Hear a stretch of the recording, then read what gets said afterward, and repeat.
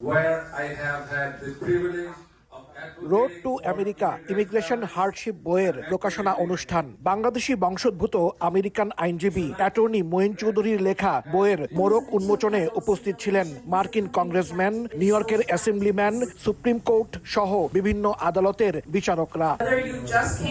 আপনি কয়েক মাস আগে যুক্তরাষ্ট্রে এসেছেন নাকি ৩ প্রজন্ম ধরে এখানে আছেন, বর্তমান প্রশাসনের কাছে তা কোনো বিবেচ্য বিষয় নয়। আমরা অনেকেই যারা এদেশে বসবাস করছি, আমাদের এখন মনে হচ্ছে আমরা যেন যথেষ্ট আমেরিকান হয়ে উঠতে পারিনি। এই অবস্থা থেকে আমাদের উত্তরণ ঘটাতে হবে।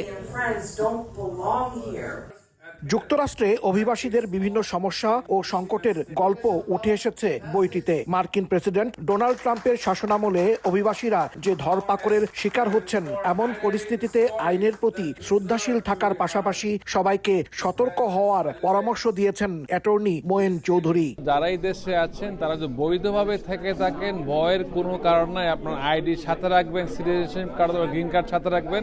আর যদি কাগজপত্রের সমস্যা থাকে, একটু আপনার সতর্কতা অবলম্বন করেন। পাবলিক কোনো গ্যাদারিংয়ে যাবেন না। যে জায়গায় র্যান্ডম যে জায়গায় র্যান্ডম আপনাদের রেট হইতে পারে, সব জায়গা থেকে বিরত থাকবেন। তবে আপনার আইন মানুন, আইন জানুন, আইন মানুন। অনুষ্ঠানে নিউ ইয়র্কের নবনির্বাচিত মেয়র জোহরান মামদানির শূন্য আসনে অ্যাসেম্বলি ওমেন প্রার্থী বাংলাদেশি রাজনীতিক মেরি জুবাইদা সহ বিভিন্ন শ্রেণী পেশার বিশিষ্ট ব্যক্তিরা বক্তব্য রাখেন। হাসানুজ্জামান সাকি, সময় সংবাদ, নিউ ইয়র্ক, যুক্তরাষ্ট্র।